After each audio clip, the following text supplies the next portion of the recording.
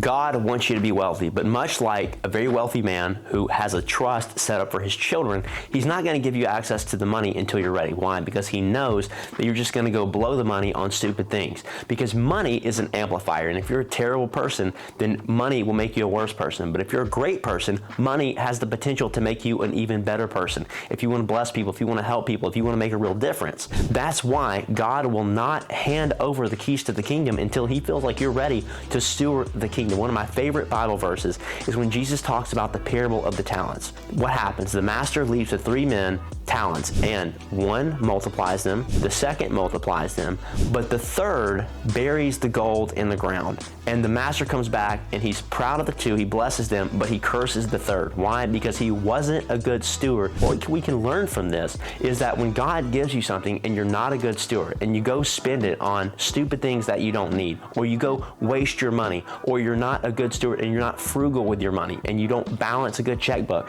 Listen, I understand, I don't like to balance a checkbook either, but you have to be a good steward of your money. God says 2 things in the book of Genesis that are absolutely crucial. Number 1, he tells us that he's creative. He loves to create. So how do we do that? We go create value for other people in the marketplace, and I promise money will flow to you like nothing you've ever seen before. The second thing is God said to go multiply and be fruitful. What we have to do is multiply and then be fruitful. And there's only 3 things that you can even do with money. You can create, multiply, and preserve. Create, that's what we do with our time. Multiply, that's our investments. And preserve, that's where we get it in the trust and some of the wealth building. So if you want to bless your family and you want God to bless you, then you have to be a good steward of that. You have to be a good steward of what God gives you.